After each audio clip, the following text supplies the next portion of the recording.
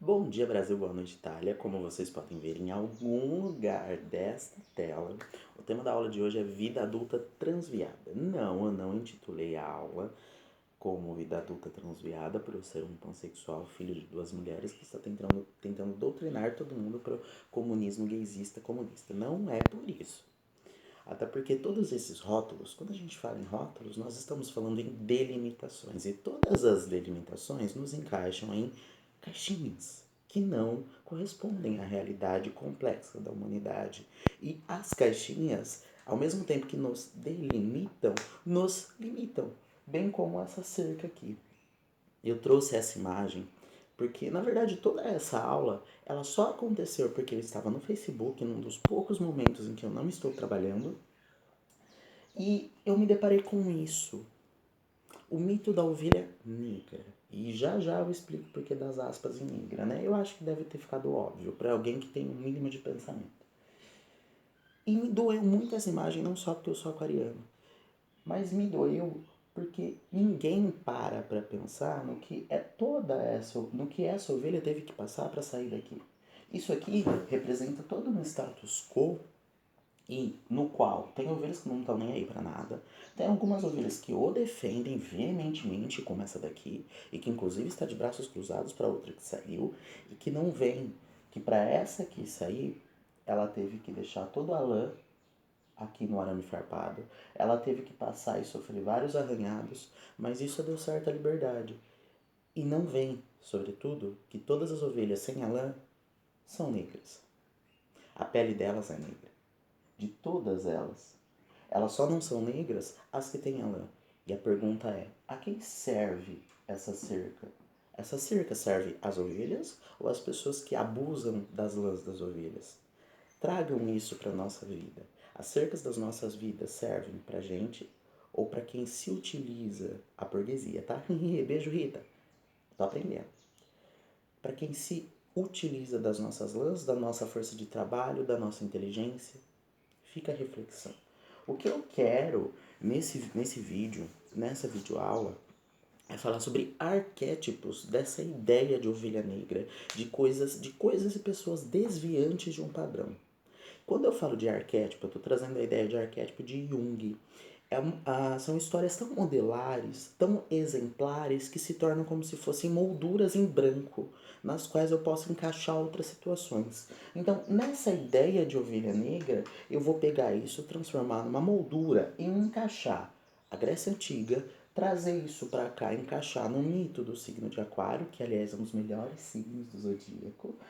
Depois, encaixar na ideia de Lúcifer, encaixar no mito prometeico e também no ideal que está sendo produzido pela Disney nas novas princesas, que são completamente diferentes daquelas princesas chatas e submissas que a gente tinha nos contos de fada antigos. Para começar, vamos falar sobre uma coisinha, vamos voltar lá na Grécia Antiga, para a gente entender essa coisa de sociedade desviante. Vocês já pararam para pensar por que nas Olimpíadas os homens competiam nus? Por que eles andavam nus? E por que os homens, as mulheres não, as mulheres eram representadas vestidas, mas por que os homens eram representados, daquela época, nus? Sabe por quê? Porque, de acordo com o que diz a Flávia Marchetti, uma das minhas professoras, beijo Flávia, saudade. Os homens dessa época, os aristocratas, eles consideravam kalos kagatos. O que é isso? Bons e belos. Então, tudo que é bonito é para ser mostrado. Aí vem a gente pode discorrer enormemente sobre a construção do que vem a ser bom e bonito, enquanto eu tenho um creme da Johnson Johnson ali do lado. Não estou fazendo propaganda, deixa eu virar isso aqui. Eu sou anarquista, não quero saber de produtos de beleza.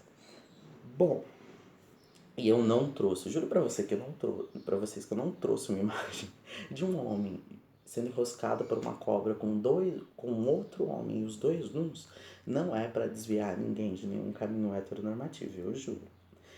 Mas eu só trouxe para mostrar que eles eram representados assim porque os aristocratas se achavam bons e bonitos, porque eles competiam, se exercitavam, então o corpo deles era musculoso e o que é bonito é para ser mostrado.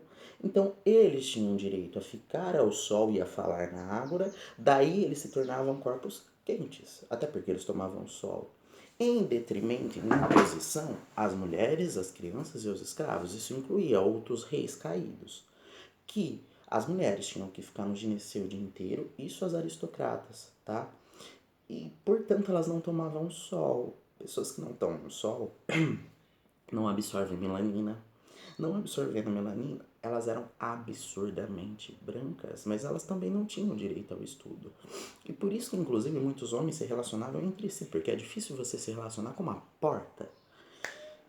Mas isso gera um preconceito ainda maior. Qual é? As mulheres que tinham um pouco mais de pigmentação na pele, ou elas eram prostitutas, ou elas eram as escravas que saíam de casa para pegar o material.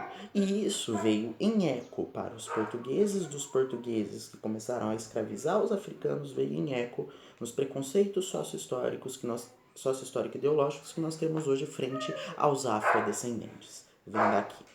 É por isso que esses corpos quentes são.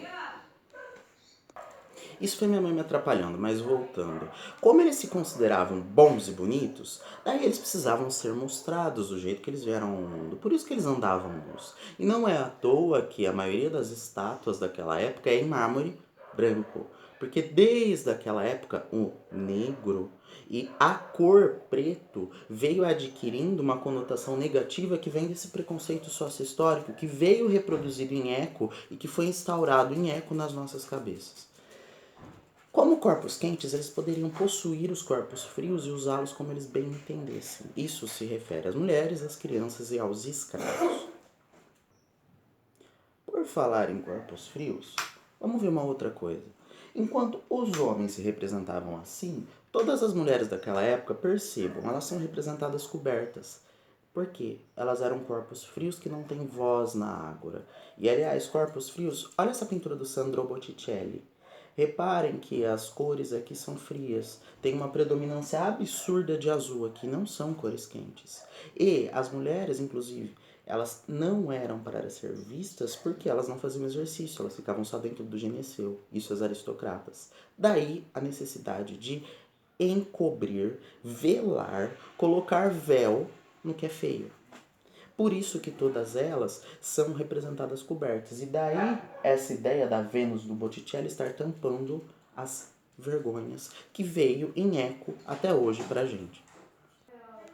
Como instrumentalizador de uma ideia renascentista, o Botticelli trouxe novamente todos esses valores de corpos frios, tanto que a pintura aqui tem cores frias, esses ideais de que a gente precisa cobrir, velar aquilo que é feio, aquilo que não é um corpo quente, tanto que a mulher aqui está coberta, mesmo ela sendo uma deusa.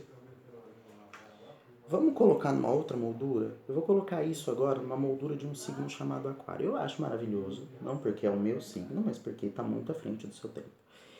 Ele é sempre questionador e teimoso. Aquarianos, eles sempre são contra o status quo. Nada parecido com a pessoa que está falando, né?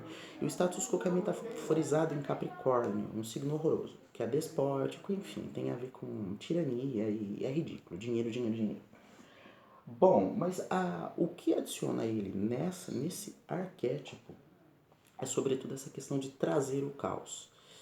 Na verdade, a vida de um aquariano ela é imersa num caos. Mas o caos aqui eu estou trazendo uma definição do professor Antônio Soares Abreu.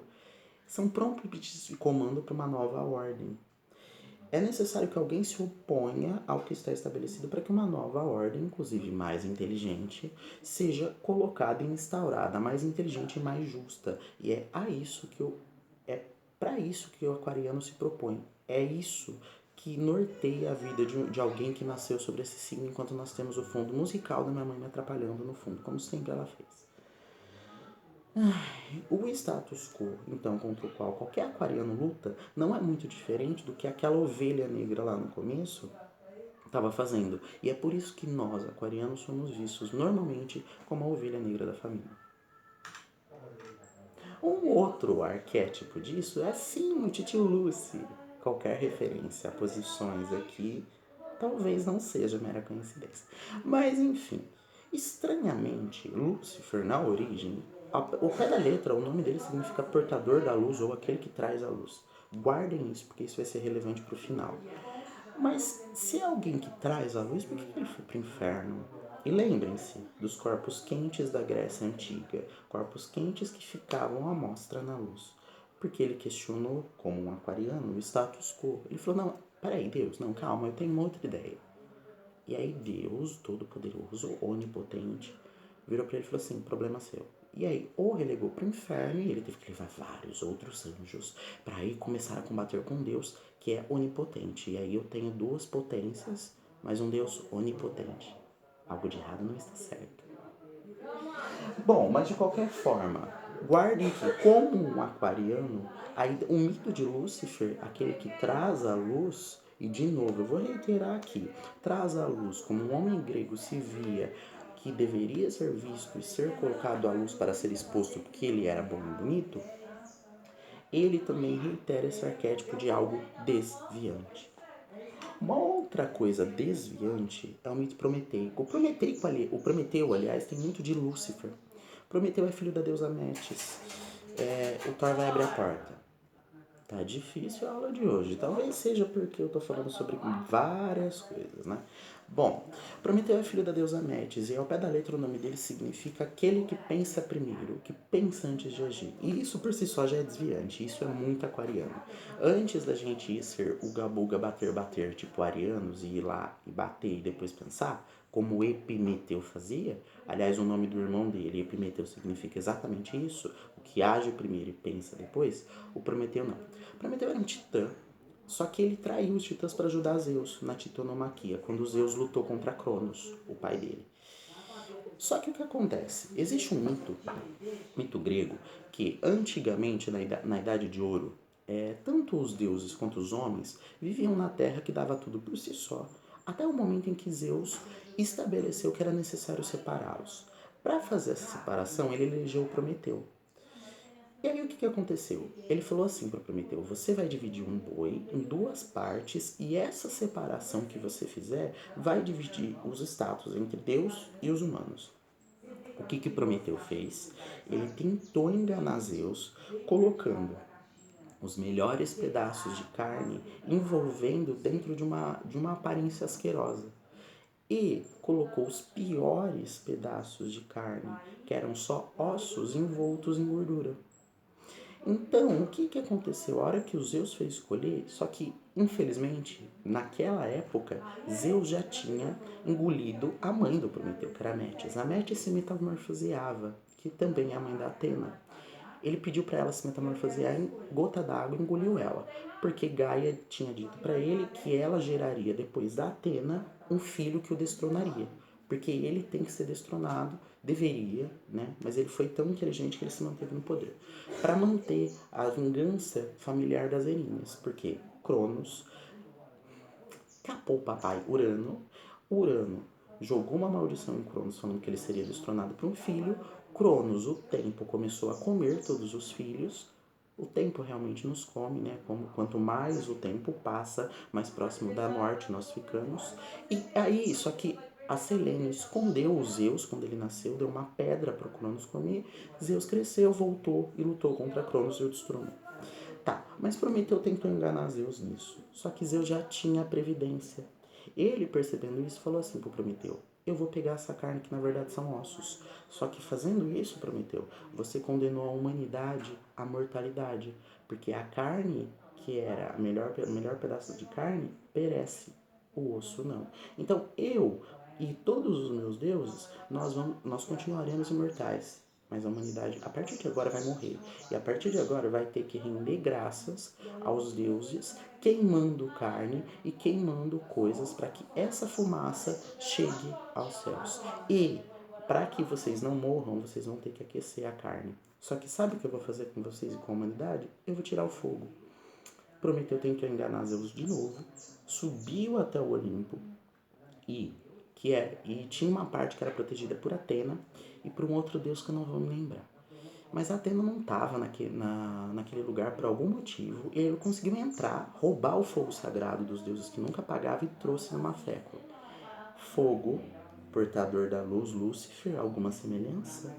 Vocês entendem agora o que é um arquétipo? Essa questão de moldura. Olha isso, Prometeu roubou o fogo, Lúcifer, o portador da luz, Aquário. Enfim, eu acho que tá dando para perceber isso. Tá, e trouxe para os humanos.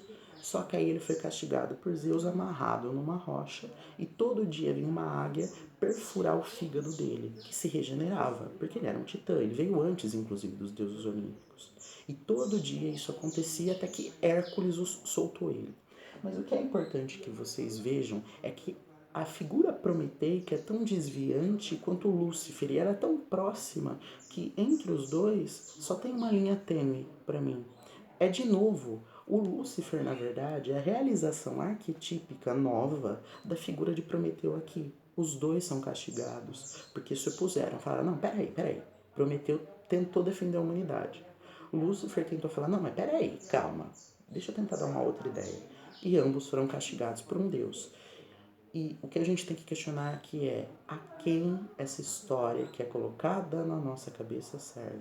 Sejam obedientes, não sejam ovelhinhas que saem do cerco de vocês, porque se vocês saírem, Deus vai punir vocês. Esse Deus, na verdade, se chama burguesia. Continuem servindo, continuem dando lã pra gente, sendo ovelhinhas que obedecem a Deus, porque aí vocês vão ter o céu e a vida de vocês vai ser um inferno. Bom, agora eu queria falar das novas princesas da Disney. Essa aqui é a Valente. Isso tem muito a ver com a minha história, porque a minha mãe, tipo, me prendeu demais, enfim. Além da Valente, tem que citar a Moana, que também foi contra um status quo. Ela era para ser a nova rainha, a nova regente da tribo dela, mas ela foi contra tudo que o pai dela pregava. Ela teve uma coragem absurda de adentrar o mar de novo, e ela que desfez a maldição desse deus idiota aqui machista, né? E que, na verdade, representa todo aquele viés escrotomacho que a gente tem, né? Aquele cara fortão e idiota. Levanta peso. Bom, e é claro que eu não poderia deixar de falar da musa aquariana lésbica Mor, a Elsa Frozen. Não, gente, ela não é lésbica. E por que será? Vamos lá. Por que certas ministras por aí têm que associar a figura de uma mulher que sofre demais e que luta pela liberdade de todo mundo, inclusive de si mesma, porque ela é muito presa dentro de sempre, com a figura de alguém lésbico? E antes disso, por que essa ministra teve que associar a figura de alguém lésbico a algo negativo? Porque ela teve que associar isso para ser algo desviante, para que ela pudesse controlar os meninos, para eles só vestirem azul, as meninas só para vestirem rosa, e continuar manipulando-os. As ovelhas que ficam e que não fogem e que não se descobrem negras sem a lã, na verdade são as ovelhas que servem ao sistema. E ovelhas que servem ao sistema, de ovelhas que servem ao sistema a gente não precisa mais, porque a gente já tem muitas por aí. A gente precisa cada vez mais de Elsas, a gente precisa cada vez mais de Moanas, que lutem contra o sistema para desvelar, colocar à luz. Vamos retomar a figura de Lúcifer aqui, como portador da luz, as injustiças sociais de falsos deuses e de falsos novos profetas. E é melhor vocês já irem se acostumando a essa ideia de que talvez alguns messias que estejam por aí não tenham o nome de messias e só estejam usando a fé de vocês para, de novo, como a figura mítica de Zeus fez, ou a figura do próprio Deus cristãos fez, castigar ou Prometeu ou a figura de Lúcifer, que na verdade portam a luz. O portar a luz aqui, vamos retomar a Idade das Trevas. Idade das Trevas é a Idade Média. Por que das Trevas? Porque a igreja, Lúcifer, igreja, a igreja controlava tudo que podia ser lido e dito. E os conhecimentos naquela época eram vistos como algo negativo, muito diferente do que é hoje, não é mesmo? E aí tudo que trouxesse luz, na verdade era associado ao seu oposto, às sombras. Daí que tudo que está defendendo o conhecimento vai ser mal visto. Hoje em dia e naquela época. Infelizmente, nós estamos reproduzindo de um outro modo uma coisa que já existiu. Tanto os tribunais da Inquisição, tanto a questão da Idade Média. Eu vou falar disso mais um pouquinho, mas antes eu queria te falar só sobre uma coisa sobre essas princesas.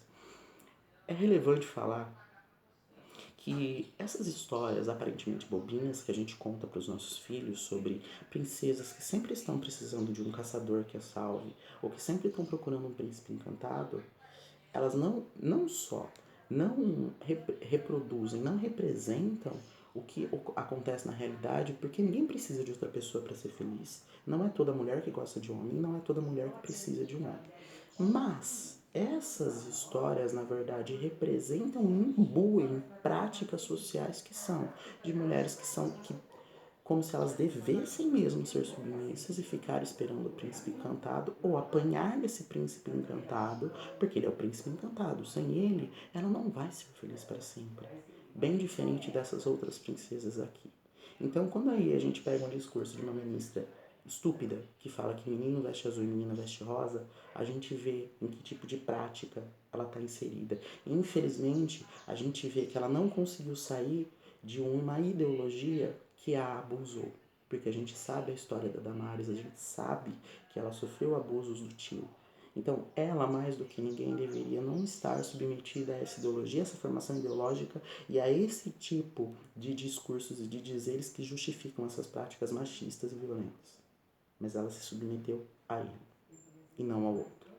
Ela está contra aqueles que portam a luz do conhecimento, como a Elsa. E é por isso que ela chamou a Elsa de lésbica e sozinha.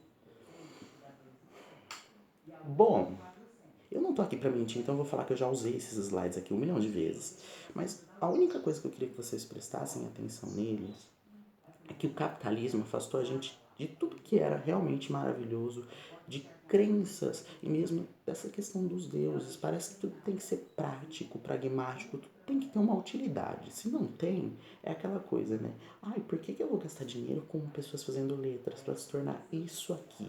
Não, eu vou investir dinheiro dos meus eleitores para formar engenheiros. E aí a gente e não vou dar para pesquisa nem medicina. E aí a gente se defende com o coronavírus construindo casas, né? Mas enfim, de qualquer modo, eu gostaria de ligar o que eu falei da Idade Média com uma coisa que um autor, ele é um pesquisador e professor da Unesp de Araraquara, ele se chama Milton Duarte. Segundo ele, hoje nós estamos vivendo o que ele chama, isso é um termo cunhado por ele, de obscurantismo beligerante. Isso não é muito diferente da Idade Média. Obscurantismo porque todos aqueles que portam a luz do conhecimento, e aí a gente pode retomar aqui inclusive a origem do termo aluno. Aluno, aluminis, alfa privativo, sem luz. Daí o professor, como aquele que porta a luz e vai mostrar conhecimentos, vai jogar a luz a conhecimentos que estavam obscuros para o aluno. Isso é poético, mas enfim. Eu sei fazer drama, gente. Eu sou filho de um escorpiano e uma canceriana, então. Mas, voltando. Esse obscurantismo beligerante, por que ele chama de beligerante? Porque, de acordo com ele, todos aqueles que trazem a luz, e aqui vamos reiterar, Aquário, Lúcifer, o Prometeu que vai trazer o fogo numa fécula para a humanidade, ou mesmo a Frozen que vai trazer poderes que ninguém sabe lidar, ou mesmo a Moana que vai falar na cara do pai dela de que ele é medroso e que o próprio povo, na verdade, era viajante, que ela queria isso de novo para o povo. Todos eles que trazem essa luz são mal vistos. Livros são queimados. Infelizmente a gente voltou para a época da Liesel, da menina que roubava livros. A gente vai ter que passar a roubar livros, porque livro é associado a uma coisa negativa. E por que é associado a uma coisa negativa? Eu preciso voltar ao slide do Lúcifer. Porque a partir do momento em que você tem instaurado um status quo que julga como negativo o conhecimento e que tem inquisições acerca do que deve ser feito, do que meninos devem usar e do que meninas devem usar, todos aqueles que são desviantes disso são automaticamente associados, inclusive pela figura arquetípica, a moldura arquetípica na qual eles mesmos se inserem, a figura de Lúcifer, ou alguém que o Lúcifer, na verdade, não foi associado ao mal por acaso. A gente ser associado a doutrinadores que estão querendo doutrinar os alunos não é por acaso. Trazer luz a uma época de trevas é uma missão não só difícil como desgastante, porque enquanto as mãos de certas pessoas estão sujas de sangue e as minhas de giz, mesmo assim eu trazendo o conhecimento, sou chamado de doutrinador, e essas pessoas que são cúmplices das pessoas que morreram por Covid no Brasil porque escolheram uma pessoa burra, incompetente, preconceituosa para estar lá, elas não são nada. Porque as ovelhas negras, na verdade, são aquelas que passam pelos arames e que são todas arranhadas, só que ninguém vê isso. Porque as ovelhas que estão dentro da cerca, elas querem continuar servindo lá. Fica aqui a minha última reflexão para vocês. O que vocês querem como ovelhas da vida de vocês? Vocês querem servir lá a burguesia que os explora? Ou vocês querem começar a pensar? Só um detalhe. Se vocês começarem a pensar, infelizmente vocês vão ser associados ao lado demoníaco, ao lado negro da força. É esse o entrave e é esse o problema, esse é o preço que a gente está pagando hoje, simplesmente por ser seres pensantes e sencientes. É isso, gente. Infelizmente o vídeo de hoje não acaba muito feliz. Nós não somos as princesinhas felizes para sempre dos mundos dos contos de fada. Mas eu espero que pelo menos esse vídeo tenha dado uma luz, clareado alguma coisa na mente de vocês e façam com que vocês não passem pelos arames e tenham toda a lã arrancada, mas entre a sociedade comecem a ver que vocês estão perdendo a lã e as lãs em vários sentidos.